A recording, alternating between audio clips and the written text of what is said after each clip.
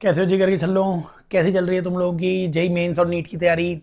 तो बच्चों आज की इस क्वेश्चन प्रैक्टिस में अपन कैपेसिटर, करंट एक्सिटी और इलेक्ट्रोस्टैटिक्स, इनके जितने भी सवाल अपन करने वाले हैं लगभग 25 के आसपास सवाल करेंगे अपन। इस सेशन का भरपूर फायदा उठाइए, वीडियो को पॉज कीजिए और क्वेश्चन सॉल्व नहीं हो तो देखिए मैं कैसे सॉल्व कर रहा हूँ। लिखिए पहला क्वेश्चन, अगर आप देखेंगे तो लिखा हुआ है कि कैपेसिटर ऑफ कैपेसिटेंस सी, एक कैपेसिटर है उसका कैपेसिटेंस कितना दिया हुआ है, सी की वैल्यू है 900 पिको फेरेड के बराबर। Is fully charge by 100 volt battery B as shown in figure है। ये फिगर ए है, ये एक बैटरी है 100 वोल्ट की बैटरी, इसे चार्ज किया गया। बच्चों जब इस कैपेसिटर को चार्ज करोगे तो इसका पोटेंशियल भी कितना हो जाएगा, वी हो जाएगा। जहां वी की वैल्यू हमें दे रखी है, वी की वैल्यू कितनी दे रखी है 100 वोल्ट, चार्ज कर दिया हमने इसे तो ये 100 वोल्ट तक चार्ज हो गया। देन इट इज डिस्कनेक्टेड, अब इसको डिस्कनेक्ट कर दिया गया।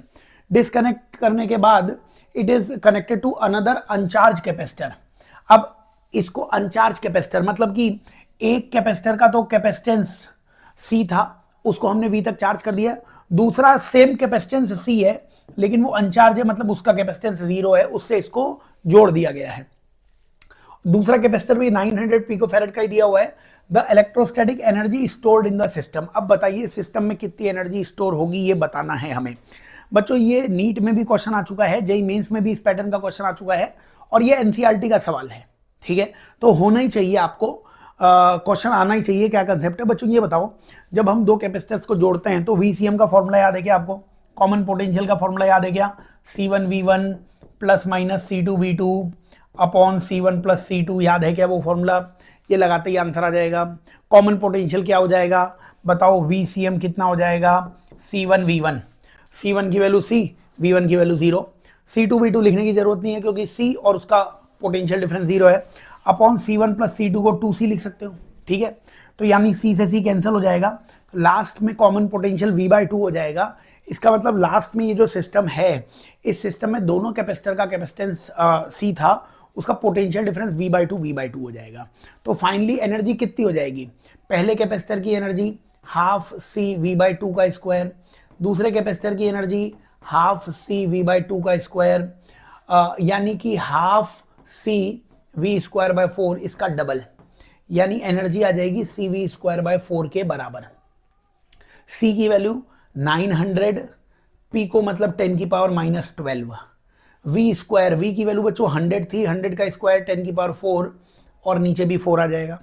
बच्चों 4 को 900 से कैंसिल करोगे 225, 225 इंटू 10⁻�8, ये आंसर आना चाहिए क्योंकि -12 और 4 है।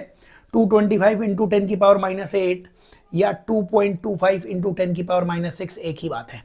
तो हिंदी इंग्लिश दोनों में आपको सवाल दिख रहे हैं, ये तो एनसीईआरटी का ही सवाल है, होना ही चाहिए कि क्या क्या क्वेश्चन दिया हुआ है और क्या क्या फॉर्मूलेज यूज किए जा रहे हैं, देख लेना इन्हें। ठीक है, चलो नेक्स्ट क्वेश्चन की तरफ चलते हैं अपन, अगले क्वेश्चन की तरफ चलते हैं अपन। जरा क्वेश्चन नंबर 2 पे आ जाते हैं। अगेन कैपेसिटर का क्वेश्चन दिख रहा है मेरे को, क्वेश्चन हिंदी इंग्लिश दोनों में है, पढ़ लीजिए क्या बोला है। Parallel plate capacitor C having cross section area A and separated by distance D has air in between the plates. तो पहले कोई कैपेसिटेंस था जिसमें एरिया A था और डिस्टेंस बिटवीन प्लेट्स D थी, है ना, और एयर भरा हुआ था। Now insulating slab of same area, अब एक इंसुलेटिंग स्लैब जिसका एरिया तो सेम है लेकिन थिकनेस D/2 इंसर्ट कर दी है as shown in the figure. तो पहले एक कैपेसिटर ऐसा रहा होगा जिसकी डिस्टेंस कितनी रही होगी, D रही होगी, और बीच में क्या भरा रहा होगा, एयर। ये इनिशियल कैपेसिटेंस रहा होगा। ठीक है, अब इसमें क्या कर दिया है कि इसमें डाइलेक्ट्रिक K=4, K=4 का एक मीडियम यहां पे रख दिया गया है जिसकी डिस्टेंस D/2 है। तो बताइए ratio of new capacitance, ratio of new capacitance और ओल्ड कैपेसिटेंस, इनका रेशियो बताना है अपने को। ठीक है क्या बच्चों, बहुत आसानी से क्वेश्चन सॉल्व हो जाएगा। आप ये बताइए मेरे को, क्या ये डिस्टेंस डिवीजन दिख रहा है, क्या यहाँ पे D/2 में अगर मीडियम 4 है तो D/2 में एयर है, एयर मतलब उसका K1 हो जाएगा। क्या ये डिस्टेंस डिवीजन दिख रहा है आप लोगों को? अगर डिस्टेंस डिवीजन है तो दो सेम डिस्टेंसेस में जब हम बांटते थे किसी कैपेसिटर को तो उसके इक्विवेलेंट के का फॉर्मूला होता था 2k1k2 upon k1 plus k2। तो अगर इन दोनों मीडियम को एक ही मीडियम से रिप्लेस किया जाए तो उसका इक्विवेलेंट के कितना आएगा 2k1k2 upon k1 plus k2। तो कितना आ जाएगा इक्विवेलेंट के 2k1k2 upon k1 plus k2, वो आ जाएगा 8/5। ठीक है, तो बताइए नया कैपेसिटेंस कितना हो जाएगा। नया कैपेसिटेंस बच्चों आपको पता है, अगर मीडियम का डाइलेक्ट्रिक कांस्टेंट K है और वैक्यूम में कैपेसिटेंस C होता था, तो मीडियम में कैपेसिटेंस KC हो जाता था।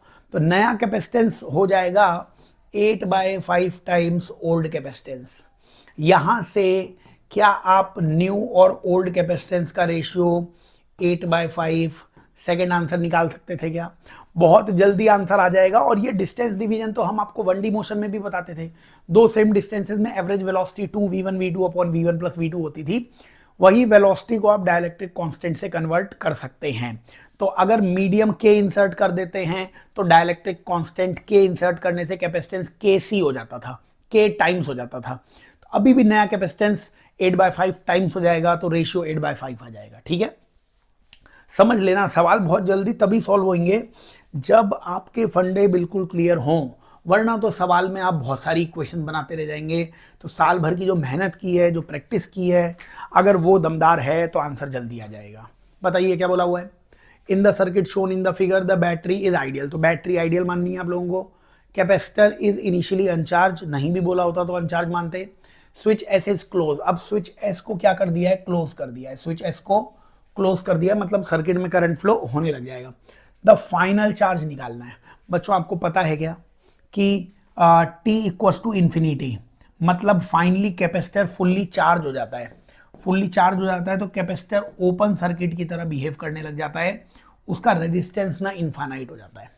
अगर ये पता है तो आंसर एक लाइन में आ जाएगा। इससे पहले हमने EMI के भी 20 सवाल डाले थे, उसमें इंडक्टर और कैपेसिटर का बिहेवियर ठीक अपोजिट होता है, याद कर लेना। तो बताओ इनफाइनाइट टाइम पे ये कैपेसिटर ना टूट जाएगा। अब ये अगर ओपन सर्किट हो गया तो ना इस ब्रांच से कोई करंट आ नहीं पाएगा। अब इस ब्रांच से अगर कोई करंट नहीं आ पाएगा तो इस रेजिस्टर में से भी कोई करंट नहीं आएगा, मतलब करंट केवल इसी सर्किट में फ्लो होगा। करंट केवल इसी सर्किट में फ्लो होगा, इसी सर्किट में फ्लो होगा। बताइए इस सर्किट में टोटल रेजिस्टेंस 2R दिख रहा है कि नहीं दिख रहा है? 2R दिखना चाहिए टोटल रेजिस्टेंस। कैसे? R/2 plus R plus R/2। Total resistance कितना होता? R/2 plus R plus R/2 यानी 2R। तो टोटल रेजिस्टेंस अगर 2R है तो इसमें कितना करंट फ्लो कर रहा होगा? करंट की वैल्यू V/R होती थी, V की वैल्यू V, और टोटल रेजिस्टेंस कितना दिया हुआ है? 2R। ओम्स लॉ लगाया हमने, इतना करंट सर्किट में फ्लो कर रहा होगा कितना? V/2R। बच्चों ये बताओ, अगर ये पॉइंट A है, अगर ये पॉइंट A है तो ये पॉइंट भी A मानना पड़ेगा। ये पॉइंट B है तो ये पॉइंट भी B मानना पड़ेगा। सेम पॉइंट मतलब सेम पोटेंशियल मानना पड़ेगा। इधर कोई करंट नहीं जा रहा ना, इसका मतलब ये दोनों पॉइंट सेम पोटेंशियल पे होंगे। इधर भी कोई करंट नहीं जा रहा, इसका मतलब ये दोनों पॉइंट सेम पोटेंशियल पे होंगे, क्योंकि करंट तो इधर ही इसी सर्किट में जा रहे हैं। तो बताओ चार्ज Q बराबर CV होता था कि नहीं होता था? अब बताइए क्या कैपेसिटर A और B पॉइंट के बीच में है? तो फिर पोटेंशियल डिफरेंस भी A और B पॉइंट के बीच का लिखना पड़ेगा। A और B पॉइंट का बीच का पोटेंशियल डिफरेंस कितना आएगा? करंट A और B पॉइंट के बीच का और रेजिस्टेंस A और B पॉइंट के बीच का। तो क्या V को IR लिख सकते थे, लेकिन करंट भी जो A और B में से जा रहा होगा और रेजिस्टेंस भी A और B के बीच का। बताओ करंट तो इस पूरे सर्किट में से कितना जा रहा है? V/2R, जो हमने निकाल लिया। तो फिर हमने क्या लिख दिया? C, ये V/2R लिख दिया। A और B में से जाने वाला करंट, A और B के बीच में रेजिस्टेंस केवल ये R है, तो ये R से मल्टीप्लाई कर दिया। क्या ये CV/2 आ रहा है? तो क्या थर्ड क्वेश्चन का आंसर आ जाएगा अपने पास? तो सॉल्व कर लेना बच्चों। क्वेश्चन जितने भी सॉल्व कर रहे हैं अपन, सब बेहतरीन क्वेश्चंस हैं, इनको देखते चलिए। ये हमारे पैकेजेस में, किसी भी स्टैंडर्ड कोचिंग के पैकेजेस में मिल जाएंगे, बट सॉल्व कीजिए। ये सारे क्वेश्चन सॉल्व करने से कंसेप्ट बहुत अच्छे से क्लियर हो जाएंगे आपके। ठीक है, चलो आगे बढ़ते हैं अपन ज़रा, और नेक्स्ट क्वेश्चन की तरफ चलते हैं अपन। बताओ फोर्थ क्वेश्चन, अगेन कैपेसिटर का फोर्थ क्वेश्चन क्या बोला हुआ है? कैपेसिटर ऑफ पॉइंट 0 0.0 नहीं, 0.2 माइक्रो, 0.2 माइक्रो फेरेड। तो कैपेसिटर है 0.2 माइक्रो फेरेड का, इज चार्ज्ड, इसको चार्ज कर दिया हमने, इसको कितने वोल्ट तक चार्ज कर दिया, 600 वोल्ट तक चार्ज कर दिया। आफ्टर रिमूविंग फ्रॉम बैटरी, तो चार्ज करने के लिए बैटरी जोड़ी गई होगी, फिर बैटरी हटा ली गई है। It is connected to 1 micro farad capacitor in parallel, potential difference across each capacitor. बच्चों क्या आपको कॉमन पोटेंशियल का फॉर्मूला अभी अभी बताया था, C1V1 plus C2V2 upon C1 plus C2। तो बताइए पहला कैपेसिटर है 0.2 का जिसको 600 तक चार्ज किया है, दूसरा कैपेसिटर 1 माइक्रो फेरेड का है लेकिन उसका इनिशियली पोटेंशियल डिफरेंस नहीं दिया है, मतलब वो अनचार्ज मान लीजिए, अपॉन C1 प्लस C2 1.2 आ जाएगा। C1 प्लस C2, C1 की वैल्यू 1 है, C2 की वैल्यू 0.2 है, 1 और 0.2 को ऐड करोगे 1.2। बच्चों ये मेरे को दिख रहा है 100 वोल्ट, 100 वोल्ट दिख रहा है आपको। डेसिमल से डेसिमल कैंसिल करोगे तो 2/12, 2/12 मतलब कि 1/6, 600/6 मतलब 100 वोल्ट आ जाएगा। तो लास्ट में दोनों कैपेसिटर का पोटेंशियल डिफरेंस हो जाएगा 100 वोल्ट के बराबर। ठीक है, ज़रूर सॉल्व कर लें, सारे बेहतरीन सवाल, बेहतरीन कंसेप्ट। ठीक है, चलिए ज़रा नेक्स्ट क्वेश्चन की तरफ चलते हैं अपन, क्वेश्चन नंबर 5। तो जो तरीके बता रहे हैं वो बहुत आसान है, हमारे शीट्स के ही सारे सवाल हैं। अब ये एग्जाम में आ चुका है ये क्वेश्चन, रजिस्टर को लेके हमने कैपेसिटर से इसे रिप्लेस कर रखा है। बताइए इस क्वेश्चन को देखिए क्या कहा हुआ है। इस क्वेश्चन में भी हमें क्या निकालना है, इक्विवेलेंट बिटवीन पॉइंट ए और बी, ए और बी के बीच में इक्विवेलेंट पॉइंट। बच्चों इक्वी पोटेंशियल मेथड लगाइए, अगर ये पॉइंट ए है तो ये पॉइंट भी ए है, ये पॉइंट भी ए है, ये पॉइंट बी है, तो ये पॉइंट भी बी है, ये पॉइंट भी बी है और ये पॉइंट एक्स है। तो एक ही वायर के हर पॉइंट का पोटेंशियल सेम मानते हैं हम, है ना। तो ये एक ही वायर, जब तक कि बीच में कोई इंस्ट्रूमेंट ना आ जाए। तो यहाँ पे ये सारा एक ही वायर था, सबका पॉइंट ए मान लिया हमने। बताइए बच्चों तो हमें यहाँ पे कितने बिंदुओं की जरूरत पड़ी, ए, बी और एक्स। तो हमें 3 बिंदुओं की जरूरत पड़ी। बताइए ये ए और एक्स के बीच में कितना है, 1, ए और एक्स के बीच में 1 माइक्रो फेरेड। बताइए बी और एक्स के बीच में 1 माइक्रो फेरेड, बी और एक्स के बीच में 1 माइक्रो फेरेड। क्या ये भी ए और एक्स के बीच में 1 माइक्रो फेरेड है, ए और एक्स के बीच में 1 माइक्रो फेरेड का एक और ये लास्ट में ए और बी के बीच में एक 2 है, ए और बी के बीच में 2 और है, ए और बी के बीच में एक 2 माइक्रो फेरेड और है। अब तो ये नॉर्मल सीरीज पैरेलल आपको दिख रहा होगा, सॉल्व कर लेंगे तो आंसर आ जाएगा। बताओ ये 1 और 1, ये 1 और 1 पैरेलल में 2 हो जाएगा। तो सर्किट कैसा बन गया, ये 2 माइक्रो फेरेड का कैपेसिटेंस, ये 1 माइक्रो फेरेड का कैपेसिटेंस और इनके पैरेलल ये 2 माइक्रो फेरेड का कैपेसिटेंस जो ए और बी के बीच में दिख रहा है आपको, ए और बी के बीच में। ठीक है, बताओ ये 2 और 1 सीरीज में, 2 और 1 सीरीज में आ जाएगा C1 C2 upon C1 plus C2, मतलब 2/3 आ जाएगा, 2/3। अब ये 2/3 इस 2 के साथ पैरेलल में ऐड हो जाएगा, तो 2/3 प्लस 2 यानी 8/3 माइक्रो फेरेड, 8/3 माइक्रो फेरेड। 5th क्वेश्चन का आंसर 3rd आ जाएगा। ठीक है, आगे बढ़ें, क्वेश्चन सब बेहतरीन है, इक्वी पोटेंशियल मेथड लगा रहे हैं, वो पता होगा तो आंसर आ जाएगा। चलिए नेक्स्ट क्वेश्चन की तरफ चलते हैं, इधर अपन अगले क्वेश्चन की तरफ चलते हैं अपन। बताइए ये क्वेश्चन नंबर 6 के बारे में अपने विचार बताइए।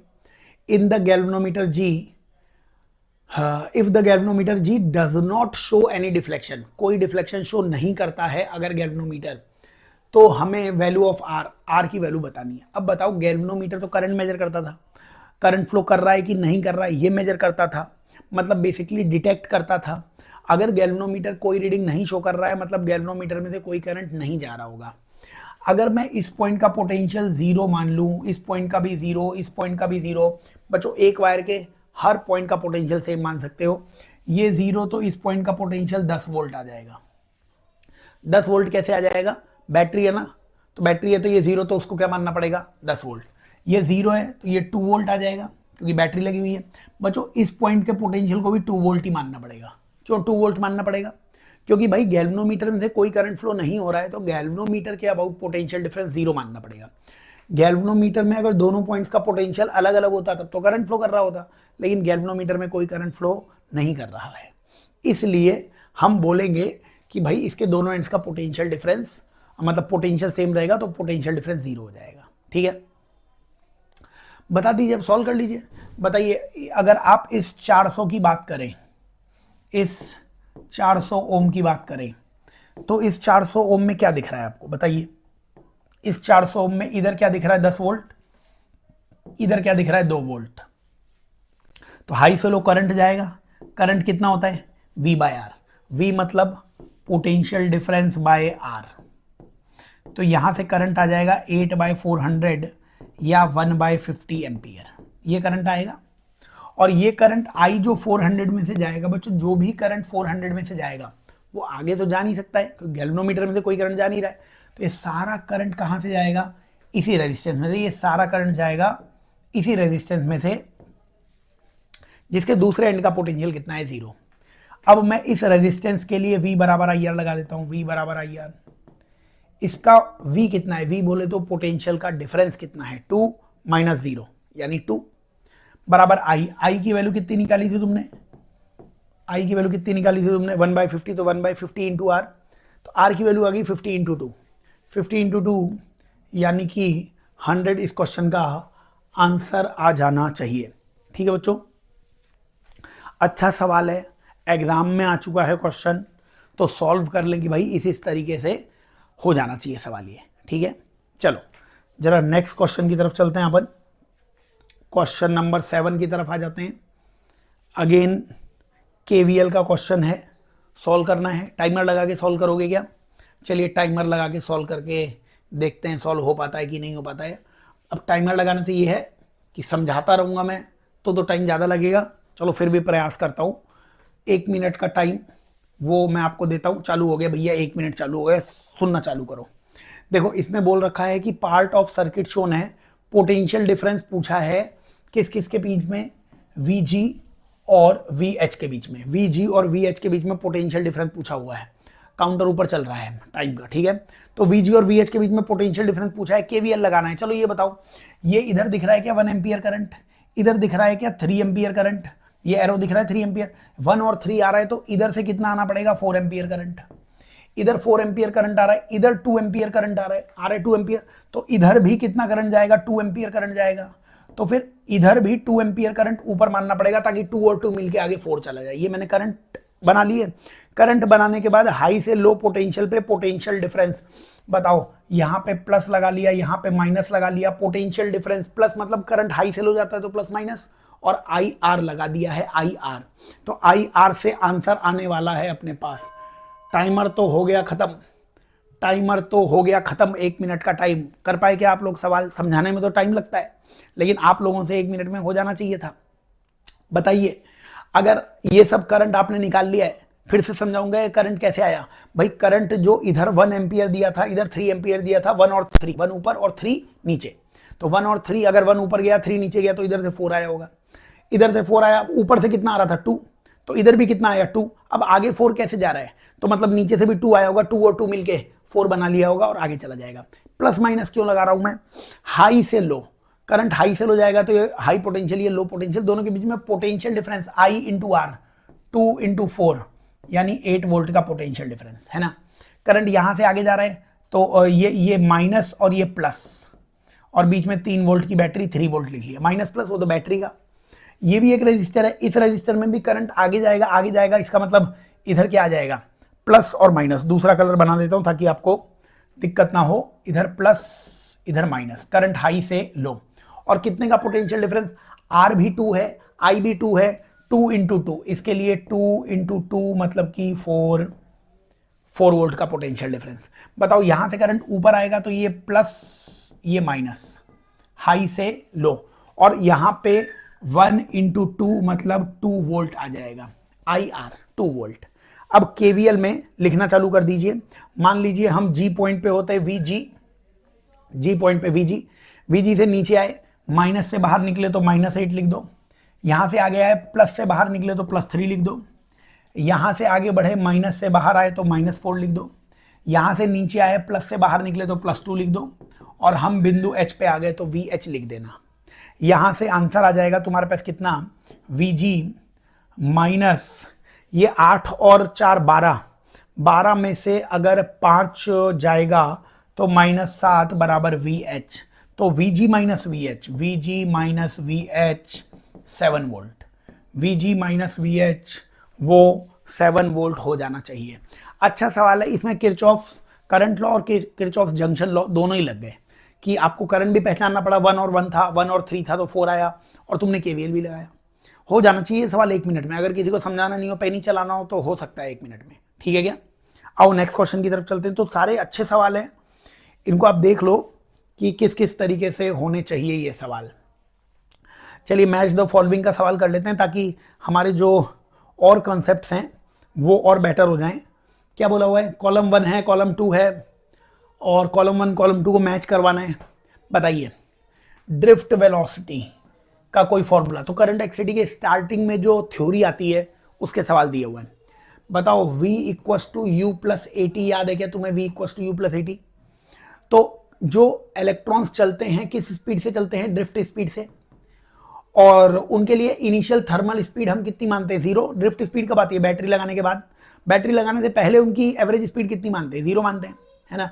एक्सेलरेशन कितना आता है इलेक्ट्रॉन्स का, एक्सेलरेशन QE/m। जब तुमने पोटेंशियल डिफरेंस लगाया तो फोर्स उन पे कितना लगता होगा, QE।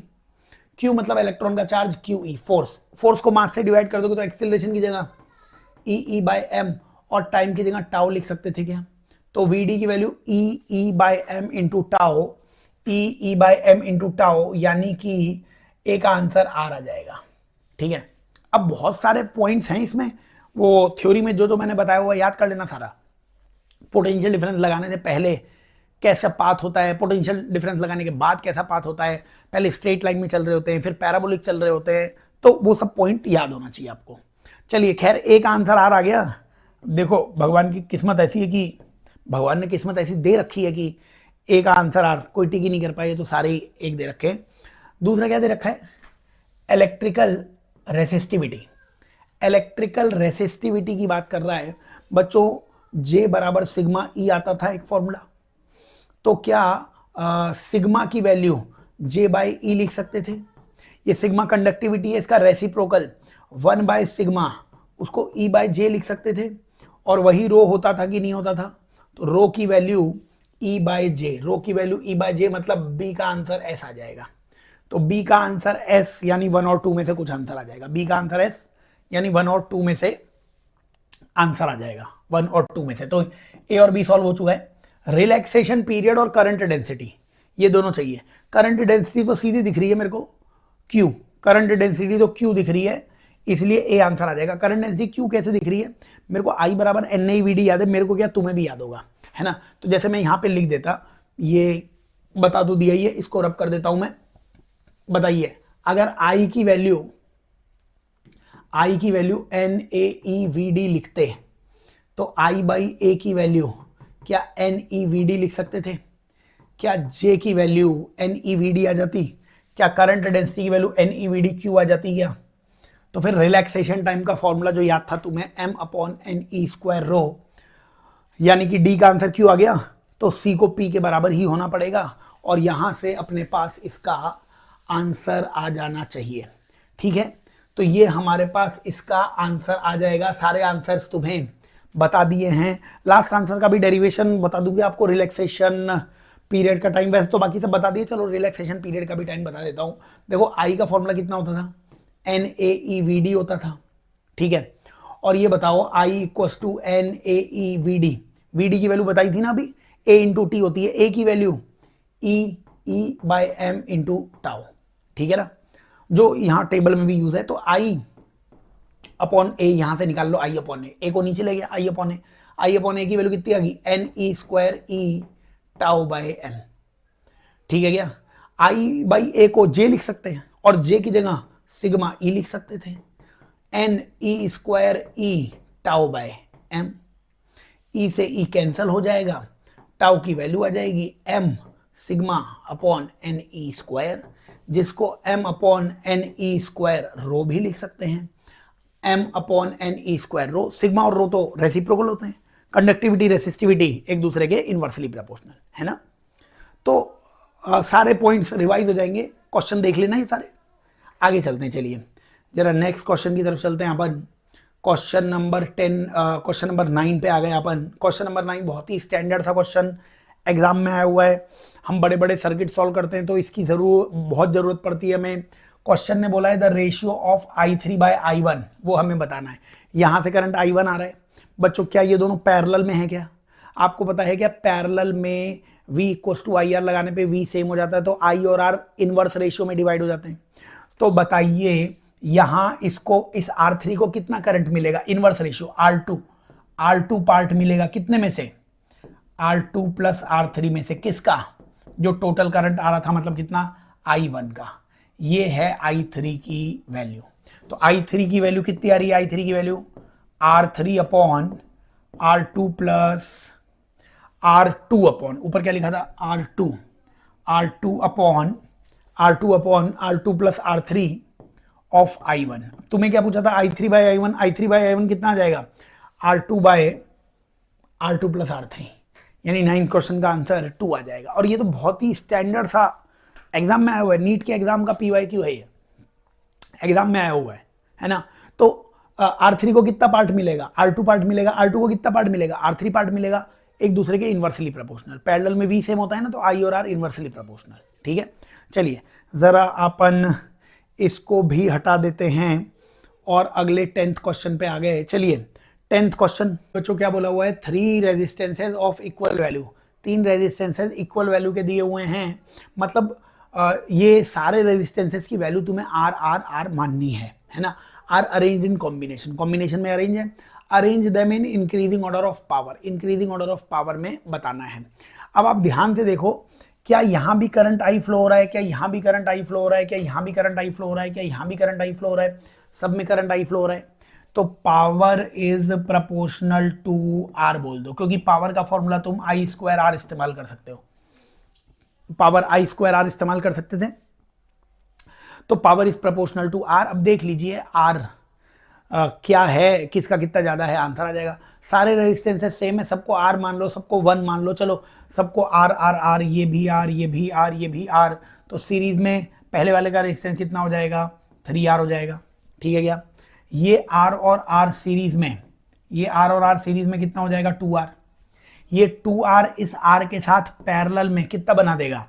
2R into R upon 2R plus R, R1 R2 upon R1 plus R2, यानी कितना आ गया? ये 2R/3, यानी कि 0.6R के आसपास। ठीक है, ये R और R पैरेलल में कितना बना लेगा? R और R पैरेलल में R/3 बना लेगा, बताने की जरूरत नहीं है। ये R और R पैरेलल में R/2 बनाता, इस R/2 में एक R और जोड़ दिया, R/2 प्लस R, यानी 3R/2। तो कितना आ जाएगा? 3R/2 यानी 1.5 R। तो जिसका रेजिस्टेंस ज्यादा है, सबसे बड़ा रेजिस्टेंस 3R, सबसे बड़ा रेजिस्टेंस 3R है। यहाँ पे रेजिस्टेंस लिख रहा हूं, उसके बाद रेजिस्टेंस कौन सा दिखेगा? इससे छोटा 3R/2 दिखेगा। इससे छोटा रेजिस्टेंस कौन सा दिखेगा? 0.6R बोले तो कितना दिखेगा? 2R/3 दिखेगा। और सबसे छोटा रेजिस्टेंस R/3 दिखेगा। यही रेजिस्टेंस है, और यही रेजिस्टेंस, ये किसका रेजिस्टेंस है? पहले का। 3R/2 किसका? चौथे का। 2R/3 किसका? 2R/3 किसका? दूसरे का। R/3 किसका? R/3 किसका? तीसरे का। तो सबसे बड़ी पावर 1 की आने वाली है, 1423।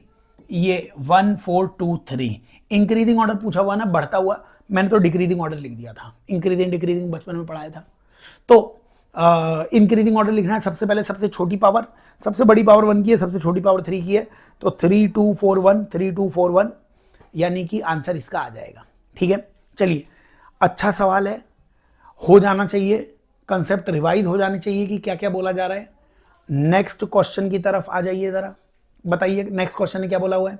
Cell of EMF 2 volt, 2 volt EMF की एक सेल दे रखी है। इंटरनल रेजिस्टेंस नहीं है, रेजिस्टेंस R1 R2 शो कर रखे हैं। The resistance of voltmeter R1 and R2 are 80 ohm. तो वोल्ट मीटर का रेजिस्टेंस 80 ओम है। R1 का कितना दे रखा है? 40 ओम। और R2 का भी कितना दे रखा है? 80 ओम। तो रेजिस्टेंस दे रखे हैं तुम्हें 80 ओम 40 ओम 80 ओम रेजिस्टेंस दे रखे हैं। रीडिंग ऑफ वोल्ट मीटर, बच्चों वोल्ट मीटर की रीडिंग पूछी है। क्या इस पूरे सर्किट में सेम करंट फ्लो होगा? ये तो सीरीज का सर्किट है, करंट सब में सेम फ्लो होगा, ठीक है। तो V equals to I R लगा दो यार, V equals to I R लगा दो। आप बताओगे कि यहाँ पे कितना करंट फ्लो हो जाएगा? वैसे करंट निकालने की जरूरत भी नहीं है, फिर भी निकाल लो। चलो V की वैल्यू कितनी है 2, I पता नहीं है, रेजिस्टेंस सब सीरीज में है, सब सीरीज में है तो 80 और 80 160 और 40 200, तो करंट कितना फ्लो हो रहा होगा? करंट 2/200 एम्पियर, इतना करंट फ्लो हो रहा होगा, ठीक है। तुम्हें वोल्ट मीटर की रीडिंग पूछी है तो फिर V equals to I R लगा दो, केवल वोल्ट मीटर के लिए लगा दो। वोल्ट मीटर पोटेंशियल डिफरेंस ही तो मेजर करेगा ना, तो वोल्ट मीटर का पोटेंशियल डिफरेंस मतलब वोल्ट मीटर का पोटेंशियल डिफरेंस, वोल्ट मीटर में से जाने वाला करंट, वोल्ट मीटर में से कितना करंट जाएगा? वोल्ट मीटर में से करंट 1/100 लिख सकता हूँ। और वोल्ट मीटर का रेजिस्टेंस कितना है? 80/100 0.8 वोल्ट, 0.8 वोल्ट आंसर आ जाएगा। V equals to I R लगा दो, एक बार पूरे सर्किट के लिए लगा दो। पूरे सर्किट के लिए लगाओगे पूरे सर्किट का करंट आएगा। वही करंट फ्लो हो रहा है किसमें? वोल्ट मीटर में भी, तो V equals to I R voltmeter के लिए लगा दो, आंसर आ जाएगा। चलो अगले क्वेश्चन की तरफ बढ़ते हैं जरा। नेक्स्ट क्वेश्चन, क्वेश्चन नंबर 12 की तरफ आ जाते हैं अपन। बोलो क्वेश्चन नंबर 12 में क्या बोला हुआ है? क्वेश्चन नंबर 12 में बोला हुआ है कि 2 cells X and Y are connected.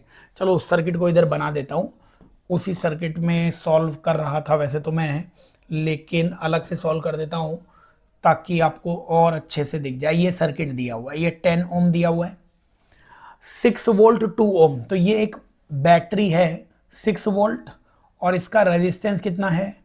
2 ओम। ये भी एक बैटरी है 4 वोल्ट और ये रेजिस्टेंस कितना है? 8 ओम। ये हमें सब दिया हुआ है। Terminal voltage of cell Y, ये है Y, इसका टर्मिनल पोटेंशियल डिफरेंस TPD बताना है बच्चों, TPD। अब आप ये बताइए यहाँ पे करंट कैसे फ्लो होगा?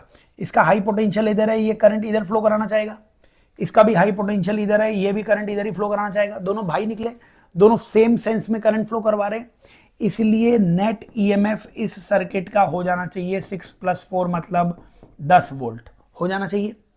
ये भी सोर्स की तरह काम करेगा और ये भी सोर्स की तरह काम करेगा, क्योंकि दोनों के हाई एंड से करंट बाहर जा रहा है तो दोनों सोर्स की तरह काम करेंगे। पूरे सर्किट के लिए लगाइए V equals to I R. V total, total कितना है? V 10, टोटल करंट कितना है? I, टोटल रेजिस्टेंस कितना है? सब सीरीज में 10 और 8 18 और 2 20। करंट कितना आ गया यहाँ से? 1/2 एम्पियर। अब करंट इस सर्किट में 1/2 एम्पियर फ्लो कर रहा है। बच्चों सोर्स का TPD तुम्हें याद होना चाहिए, सोर्स का TPD होता है E - IR, लोड का TPD E + IR। तो E - IR, E की वैल्यू 4, I की वैल्यू हाफ, R की वैल्यू 8, यानी इसका TPD आ जाएगा 0 वोल्ट के बराबर। 4 - 4 0। TPD बहुत इंपॉर्टेंट पॉइंट है, बहुत इंपॉर्टेंट कंसेप्ट है जो करंट एक्सिटी में आना ही चाहिए आपको, ठीक है। कोशिश कीजिए, सब चीजें रिवाइज हो जाएंगी आपकी। करंट एक्सिटी का एक एक पॉइंट रिवाइज हो जाएगा, कैपेसिटर इलेक्ट्रोस्टैटिक सब रिवाइज हो जाएगा। सॉल्व करते चलो, चलिए आगे चलिए जरा, नेक्स्ट क्वेश्चन की तरफ बढ़िए। क्वेश्चन नंबर 13, ये सारे क्वेश्चन हमारे पैकेजेस में मिलेंगे आपको, सारे क्वेश्चन हर बुक्स में मिलेंगे, ऐसे नहीं, हमारे पैकेज में, हर कोचिंग के पैकेजेस में स्टैंडर्ड क्वेश्चंस हैं, हर कोचिंग के पैकेजेस में मिलेंगे, बुक्स में मिलेंगे। बट बार बार करिए, ये वो सवाल है जिनको करने से आपको कॉन्फिडेंस आएगा कि हाँ यार ये सवाल हो जाने चाहिए अपने से, एग्जाम में भी हो जाएंगे। बताइए क्वेश्चन ने क्या बोल रखा है? In the following circuit the value of resistance X resistance की वैल्यू निकालनी है, ये रेजिस्टेंस X की वैल्यू निकालनी है। The potential difference between B and D 0, B और D के बीच में पोटेंशियल डिफरेंस, B और D के बीच में पोटेंशियल डिफरेंस 0 है। बच्चों ये मेरे को व्हीटस्टोन ब्रिज दिख रहा है, मैं आपको भी दिखाने का प्रयास करता हूँ, ये सर्किट दिखाने का प्रयास करता हूँ। बताइए कि ये बिंदु A, ये बिंदु A मान लिया मैंने, ये बिंदु A है, A के ऊपर ये 15 और 6 दिख रहा है, ये 15 और 6 सीरीज में दिख रहा है, तो 15 और 6 को 21 बना दिया मैंने, ठीक है क्या? ये बताओ ये 6 और 6 पैरेलल में, 6 और 6 पैरेलल में 3 हो जाएगा, और 15 और 3 सीरीज में 18, 15 और 3 सीरीज में कितना आ जाएगा? 18, ठीक है। बच्चों ये बताओ, ये 4 और 4 पैरेलल में फिर से 2 हो जाएगा, और ये 2 और 4 सीरीज में 6 हो जाएगा। 2 और 4 सीरीज में कितना हो जाएगा? 6 हो जाएगा। ठीक है क्या? और जो B से C के बीच में, B से C के बीच में जो भी रेजिस्टेंस है उसको एक बार छोड़ देते हैं अपन। मान लीजिए यहाँ पे जो भी रेजिस्टेंस है उसकी वैल्यू कुछ मान ली मैंने Z। ये पूरी ब्रांच B और C के बीच की ब्रांच, ये पॉइंट C, ये पॉइंट B और ये पॉइंट D। अब बताओ, क्वेश्चन बोल रहा है B और D के बीच में पोटेंशियल डिफरेंस 0 है। करंट A से आता और C से बाहर जाता, तो व्हीटस्टोन ब्रिज ही तो है कि करंट यहां से आगे जा रहा है इधर से, और B और D का पोटेंशियल सेम है। मतलब यहां पे अगर कोई गैल्वेनोमीटर लगा होता तो गैल्वेनोमीटर में डिफ्लेक्शन 0 होता। गैल्वेनोमीटर में डिफ्लेक्शन 0 तभी होगा जब ये व्हीटस्टोन ब्रिज बन जाएगा, है ना। और डिफ्लेक्शन 0 है तभी करंट फ्लो नहीं कर रहा है, तभी हम बोल रहे हैं B और D का पोटेंशियल क्या है? सेम है। तो अगर ये बैलेंस व्हीटस्टोन ब्रिज है तो रेशियो 21/18, रेशियो 21/18 और Z/6 बराबर होना चाहिए। 21/18 और Z/6 बराबर होना चाहिए। बच्चों 6 से ये 3 आ जाएगा, 3 से ये 7 आ जाएगा, Z की वैल्यू 7 ओम आ जानी चाहिए। Z किसको माना था? B और C के बीच में टोटल रेजिस्टेंस कितना आना चाहिए? 7। अब बताओ, ये 3 ओम दिख रहा है ना, तो 7 में से 3 हटा दो, मतलब इन दोनों का मिलके 4 रेजिस्टेंस आना चाहिए। ये 8 है तो उसको भी 8 होना पड़ेगा, क्योंकि 8 और 8 पैरेलल में 4 हो जाता है। तो मेरा आंसर 8 आ चुका है कि इस x को 8 हो जाना पड़ेगा। कैसे? मैं फिर बोल देता हूं। Z की वैल्यू 7 आ गई। Z किसको माना था? B और C की ब्रांच को। नहीं समझ में आया तो B और C की ब्रांच को फिर बना दिया मैंने। B और C की ब्रांच जो है उसको बना दिया मैंने कि B और C की ब्रांच ऐसी थी, B और C के बीच में ब्रांच 8x और 3, है ना। अब इसका रेजिस्टेंस, इसका टोटल रेजिस्टेंस मैंने निकाल लिया था 7 ओम, 7 निकाल लिया था। ये तो 3 है ही, तो फिर इसको मिलके 4 ही तो होना पड़ेगा ना यार। ये 4 और 3 मिलके तो 7 बनाएगा, तो क्या 8 और 8 पैरेलल में 4 नहीं बना देगा? तो 8 आंसर आ गया, मेंटली हो जाएगा। ठीक है ना, बहुत ही स्टैंडर्ड क्वेश्चन है। आगे चलो, नेक्स्ट क्वेश्चन की तरफ चलो जरा। क्वेश्चन नंबर 14 पे आ जाओ बच्चों। बताइए क्वेश्चन नंबर 14 क्या बोला गया है? इन द सर्किट अपने को निकालना है रीडिंग ऑफ वोल्ट मीटर। बच्चों वोल्ट मीटर की रीडिंग निकालनी है। बच्चों जब भी कुछ नहीं बोला जाता है ना, तो इंस्ट्रूमेंट्स जो होते हैं, कुछ नहीं बोला जाता है तो इंस्ट्रूमेंट्स क्या होते हैं? आइडियल। तो ये वोल्ट मीटर आइडियल है। आइडियल वोल्ट मीटर का रेजिस्टेंस ना इनफाइनाइट होता है। इसका मतलब it behave like open circuit. हमें क्या बताना है? हमें इस बिंदु A और इस बिंदु B का पोटेंशियल डिफरेंस बताना है। A और B का पोटेंशियल डिफरेंस ये हमें बताना है। वोल्ट मीटर ना दोनों पॉइंट्स के बीच का पोटेंशियल डिफरेंस देगा। हाँ, कोई भी करंट जो ऊपर से जाएगा वो नीचे नहीं आएगा, जो नीचे करंट जाएगा वो ऊपर नहीं जाएगा, क्योंकि इनफाइनाइट रेजिस्टेंस मानना है। तो ये जो 2 एम्पियर करंट आया, 2 एम्पियर, इसको ऊपर वाली ब्रांच में 20 ओम दिखेगा और नीचे वाली ब्रांच में भी 20 ओम दिखेगा। कैसे दिखेगा 20 ओम? 4 और 16 20 सीरीज में, 16 और 4 20 सीरीज में। तो फिर 2 एम्पियर को जब दो सेम रेजिस्टेंस दिखेंगे तो हाफ हाफ, इधर भी 1 एम्पियर चला जाएगा और इधर भी 1 एम्पियर चला जाएगा। ठीक है, तो हमने पता लगा लिया दोनों तरफ करंट 1 एम्पियर चला जाएगा। इधर भी करंट आ गया 1 एम्पियर, इधर भी करंट आ गया 1 एम्पियर। बच्चों ये बताइए मेरे को कि कितने का पोटेंशियल डिफरेंस होगा अगर आप इस पॉइंट का कुछ पोटेंशियल मानते। लेट से इस पॉइंट का पोटेंशियल तुमने x मान लिया होता, इस पॉइंट का पोटेंशियल x।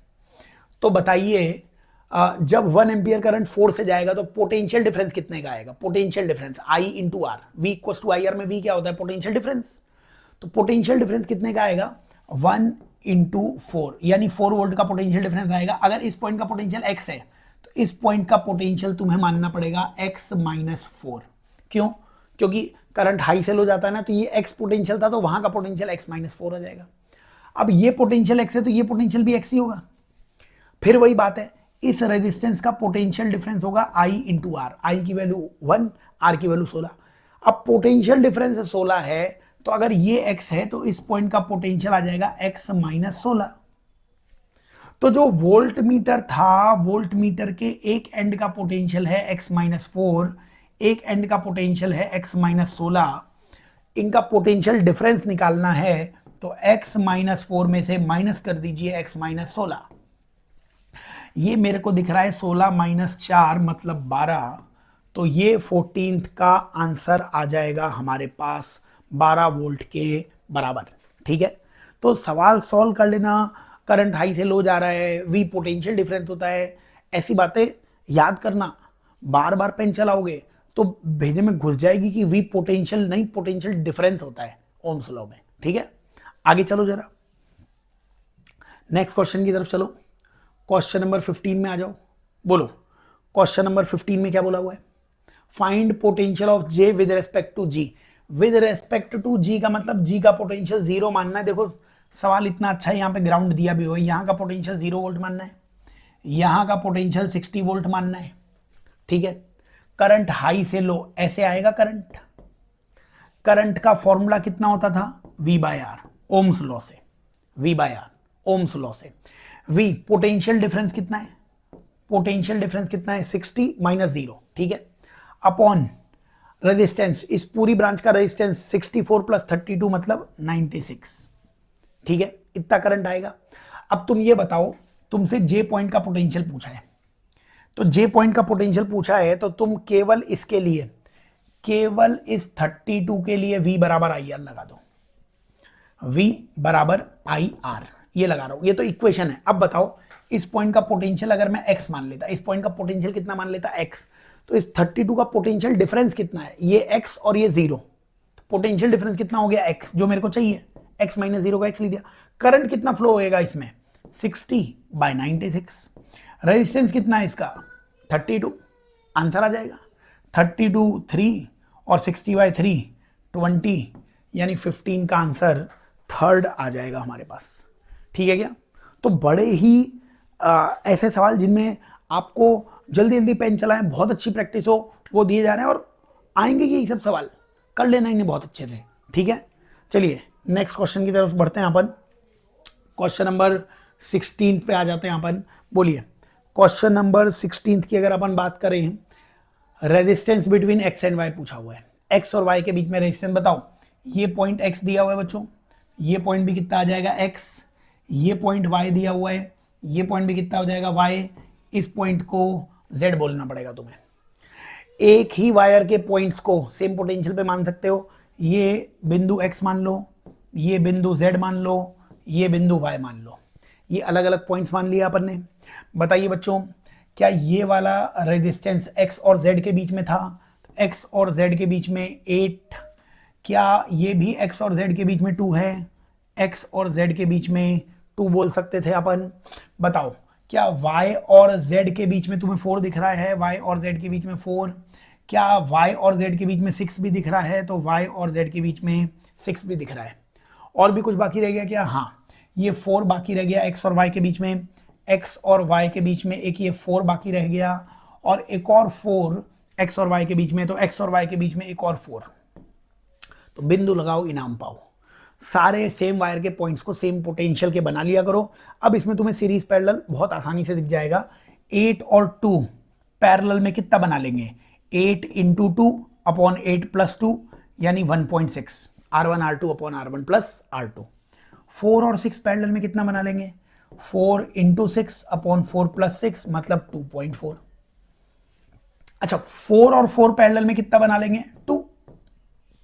तो बताइए लास्ट में क्या बाकी रह गया अपने पास? ये x, ये y, ये हमारे पास रेजिस्टेंस 1.6 और 2.4। ये कितना? 1.6, ये कितना? 2.4, दोनों आपस में सीरीज में।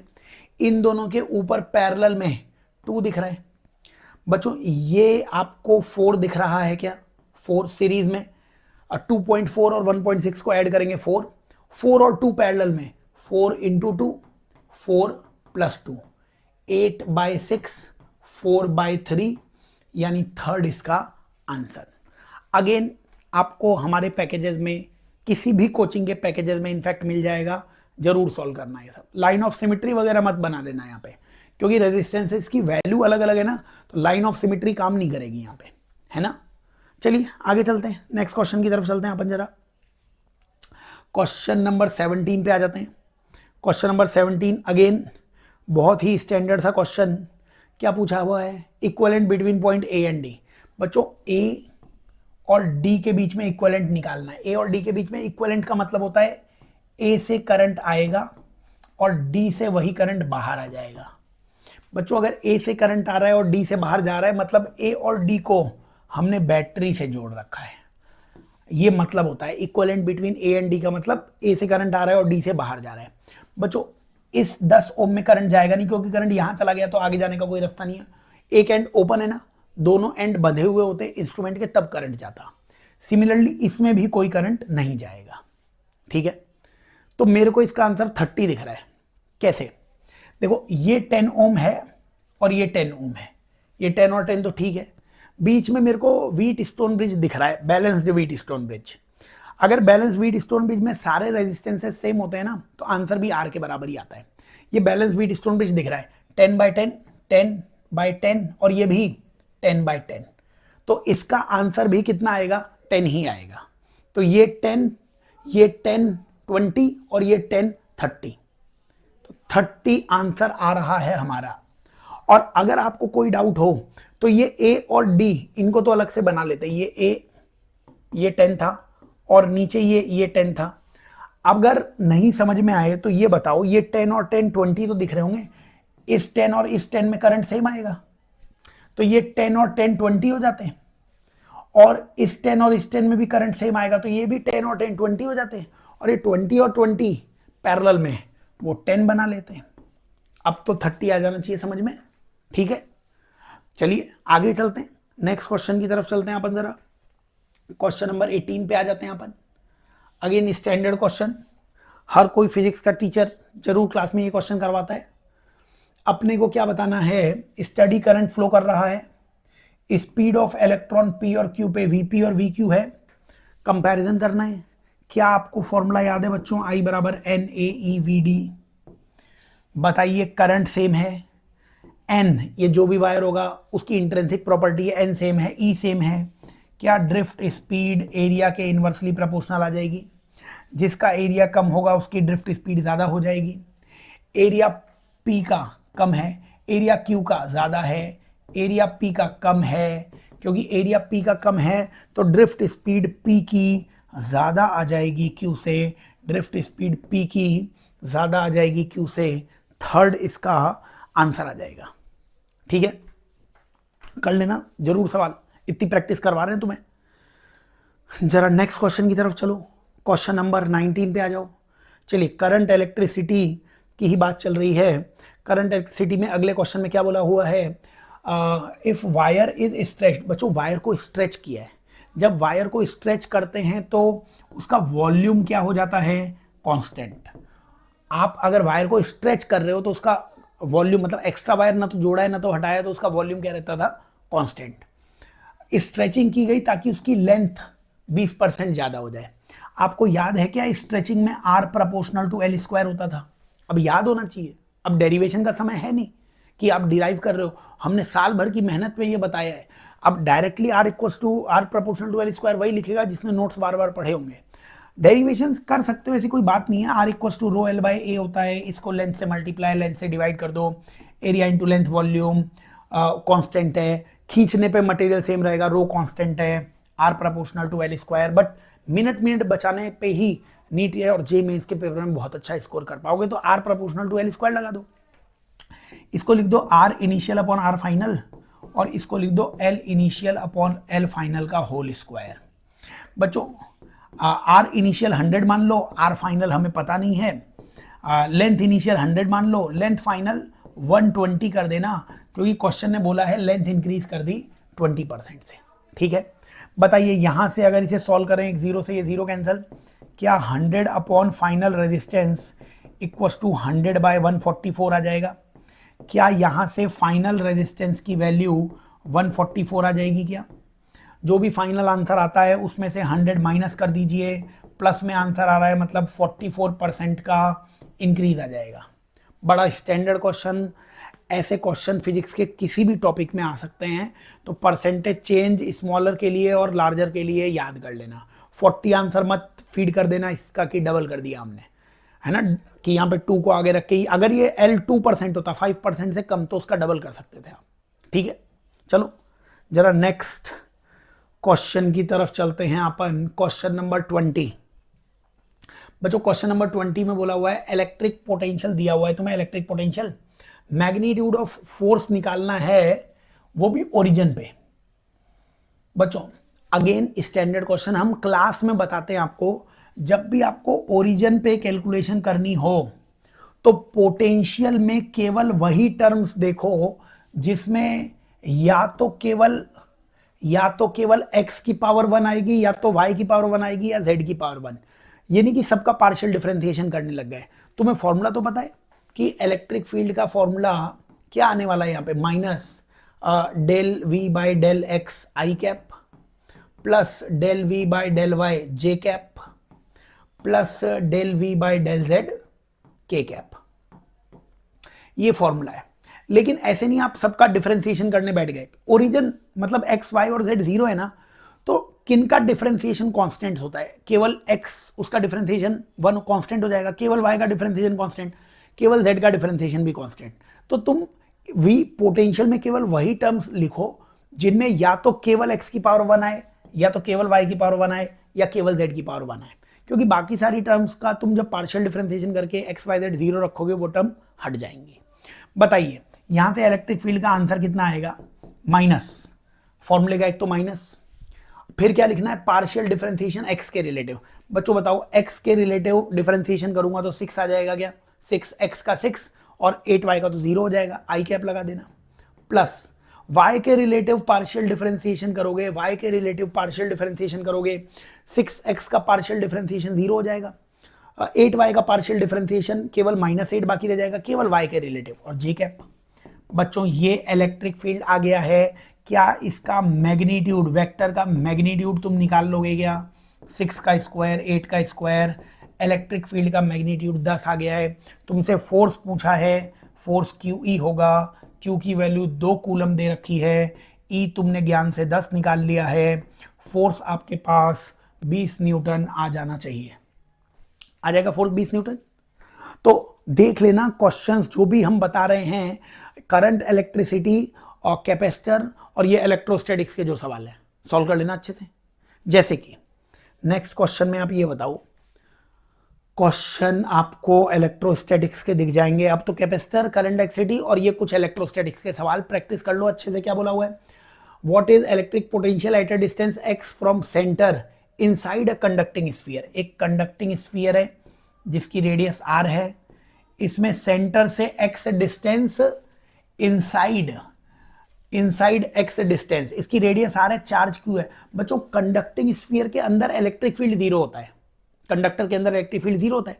इलेक्ट्रिक फील्ड 0 तभी होता है जब पोटेंशियल कांस्टेंट होता है। तो इनसाइड पॉइंट पे पोटेंशियल और सरफेस का पोटेंशियल सेम होता था। कितना होता था, KQ by R, KQ by R, KQ by R. First answer आ जाएगा, K को 1/4 पाई एप्सिलॉन नॉट लिखा हुआ है। ठीक है, तो बिल्कुल कंफ्यूज नहीं होने का।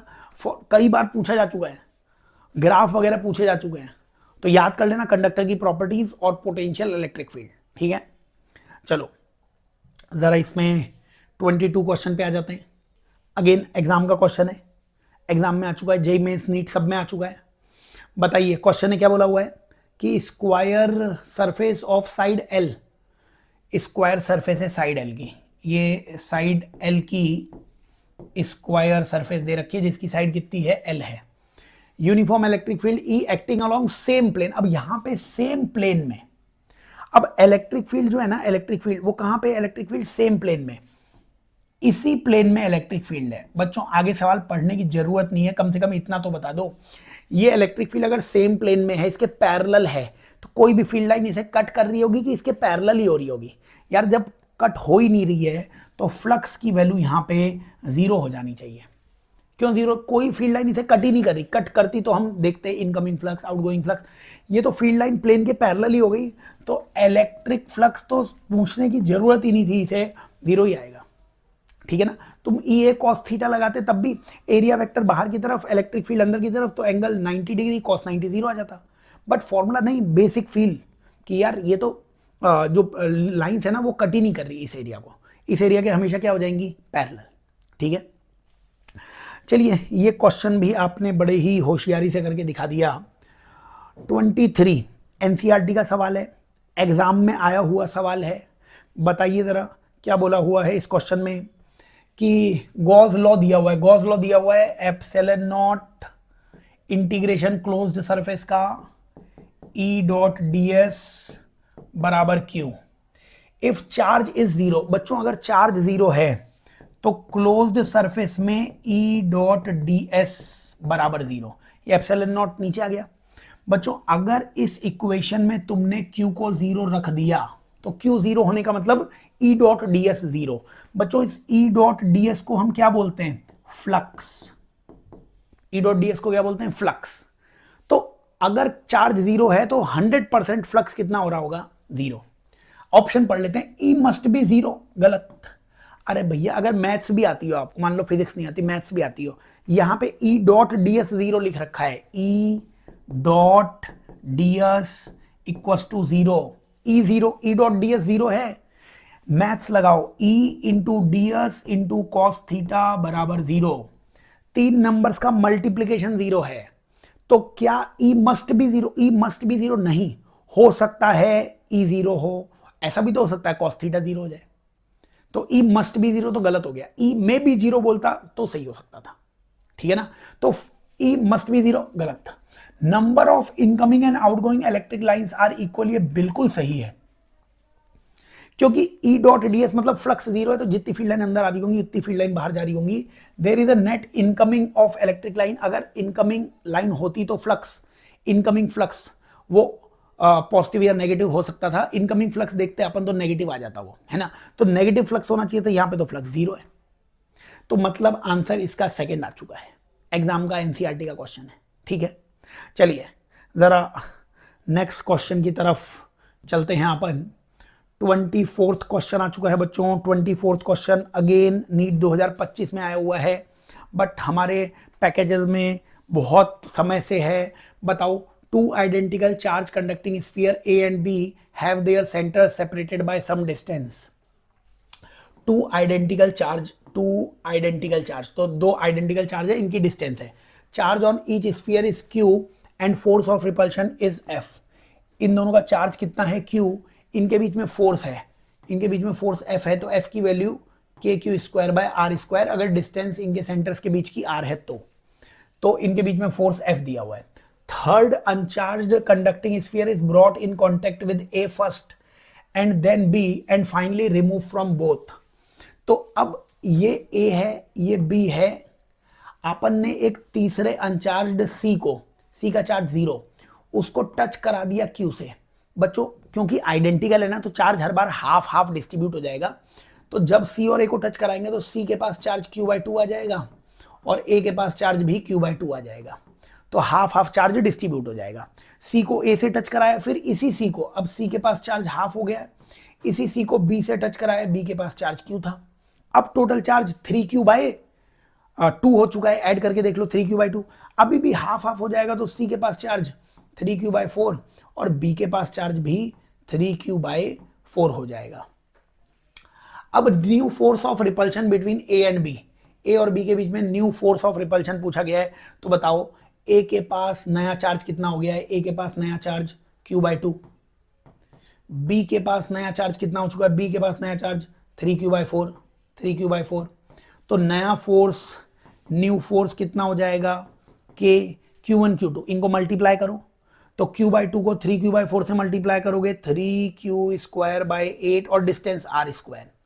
क्या नया फोर्स 3 बाई 8 f दिख रहा है क्या? क्योंकि 3 बाई 8 तो 3 बाई 8 रहेगा और k q square by r square वो पुराना फोर्स था, तो 3 by 8 F, fourth 3f by 8 वो आंसर आ जाएगा, ठीक है। स्टैंडर्ड क्वेश्चन, कंडक्शन आना चाहिए अपने को। चलिए इस डिस्कशन के लास्ट क्वेश्चन पे आ जाते हैं। काफी स्टैंडर्ड क्वेश्चन, काफी बार एग्जाम्स में आ चुका है बच्चों। तो बोला हुआ है two charges are placed as shown in figure, where should third charge be placed so that it remains at rest. तीसरे चार्ज को कहाँ रखें कि वो रेस्ट पे रहे? तो तीसरा चार्ज को इनके बीच में कहीं ना कहीं रखना पड़ेगा। रेस्ट पे रहने का मतलब उस पर फोर्स कितना हो जाना चाहिए था? जीरो हो जाना चाहिए था। अगर सेम नेचर ऑफ चार्जेस होते हैं तो इलेक्ट्रिक फील्ड जीरो होने का पॉइंट उनके बीच में आता था। अगर अपोजिट नेचर ऑफ चार्जेस होते थे तो इक्विलिब्रियम पॉइंट या न्यूट्रल पॉइंट उनके बाहर आता था और छोटे परिमाण के आवेश मतलब जो स्मॉलर मैग्नीट्यूड ऑफ चार्ज होता था उसके पास आता था। अभी because nature of charge same है इसलिए इलेक्ट्रिक फील्ड 0 होने का पॉइंट, इक्विलिब्रियम पॉइंट 4 होने का पॉइंट इनके बीच में आएगा। अगर डिस्टेंस आपको 9e से चाहिए तो उसका स्टैंडर्ड फॉर्मूला आपको नोट्स में लिखवाया हुआ है कि जिस चार्ज से डिस्टेंस चाहिए रूट में वो ऊपर लिख दो। जैसे Q1 से डिस्टेंस चाहिए तो ऊपर रूट Q1 लिखेंगे, नीचे आएगा root Q1 plus root Q2। अगर अपोजिट नेचर होता तो नीचे माइनस आ जाता, मल्टीप्लाई बाय इनके बीच की डिस्टेंस आ जाएगी। बच्चों ये ई से सारे ई कैंसिल हो जाएंगे, root 9 will be 3 multiply by 70 and denominator you will have what, root 9 means 3 plus root 16 is 4। तो 7 से 7 कैंसिल होके 30 आ जाएगा, मीन्स 9e से डिस्टेंस 30 आ जाएगी तो 16e से ये डिस्टेंस 40 आ जानी चाहिए। ऑप्शंस देख लीजिए कौन कौन से सही हैं। 30 सेंटीमीटर फ्रॉम 9, 40 सेंटीमीटर फ्रॉम 16, मतलब फोर्थ इस क्वेश्चन का आंसर आ जाएगा। तो बच्चों इन 25 सवालों से अपन ने करंट, इलेक्ट्रिसिटी, कैपेसिटर और जो इलेक्ट्रोस्टैटिक्स है उसकी बहुत अच्छी प्रैक्टिस कर ली है। तो इनको आप देखिए, सॉल्व कीजिए, मिलते रहेंगे। Best of luck.